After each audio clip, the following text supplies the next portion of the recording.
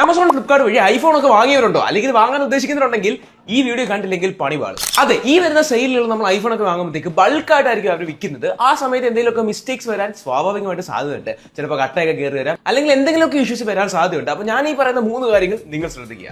ഒന്ന്, ഐഫോണിന്റെ ബോക്സ് നമ്മൾ ഡെലിവറി സമയത്ത് ഇത് ഒറിജിനൽ ആണോ അല്ലയോ എന്ന് നമുക്ക് കണ്ടുപിടിക്കാൻ വളരെ സിമ്പിൾ ആയിട്ട് ട്രിക്ക് ഉണ്ട്. ഒരു UV ലൈറ്റ് അടിക്കുകയാണെങ്കിൽ ഈ ഒരു ബോക്സിൽ നമുക്ക് ആപ്പിളിന്റെ ലോഗോയും ഐഫോണും എഴുതിക്കുന്നത് കാണാൻ പറ്റും. അതെല്ലാം ഹിഡൻ ആയിട്ടാണ് വെച്ചിരിക്കുന്നത്, നോർമലി കാണത്തില്ല, UV ലൈറ്റിൽ മാത്രമേ കാണാൻ പറ്റത്തുള്ളൂ. ഇത് ഇതിന്റെ ഒറിജിനാലിറ്റി സൂചിപ്പിക്കുന്ന ഒരു ഘടകമാണ്. രണ്ടാമത്തെ കാര്യം, ഈ ബോക്സിൽ തന്നെ നമുക്ക് ഒരു QR കാണാൻ പറ്റും. ഈ QR ജസ്റ്റ് സ്കാൻ ചെയ്ത് നോക്കിക്കഴിഞ്ഞാൽ ഇതിനകത്തിരിക്കുന്ന ഫോണിനെ പറ്റിയുള്ള എല്ലാ ഡീറ്റെയിൽസും നമുക്ക് അറിയാൻ സാധിക്കും. ഇനി മൂന്നാമത്തെ ടിപ്പ്, നമ്മൾ അൺബോക്സ് ചെയ്തതിനു ശേഷം ഫോൺ നമ്മൾ ജസ്റ്റ് ഒന്ന് ബൂട്ട് ചെയ്യുമ്പോഴത്തേക്ക് ഇതുപോലൊരു ഇൻഫോ ബട്ടൺ നമുക്ക് താഴെ കാണാൻ പറ്റും. അതിൽ ക്ലിക്ക് ചെയ്ത് കഴിഞ്ഞാൽ ഈ ഒരു ഫോണിന്റെ മോഡൽ നമ്പർ നമുക്ക് സീരിയൽ നമ്പർ കാണാൻ പറ്റും. അത് ജസ്റ്റ് എടുത്ത് ആപ്പിളിന്റെ ഈ ഒരു സൈഡിൽ പോയിട്ട് കവറേജ് ചെക്ക് ചെയ്യുകയാണെങ്കിൽ ഇത് ഒറിജിനൽ ആണോ, കവറേജ് ഉണ്ടോ എന്നുള്ള കാര്യങ്ങളൊക്കെ നമുക്ക് ഡീറ്റെയിൽ നോക്കാൻ പറ്റും.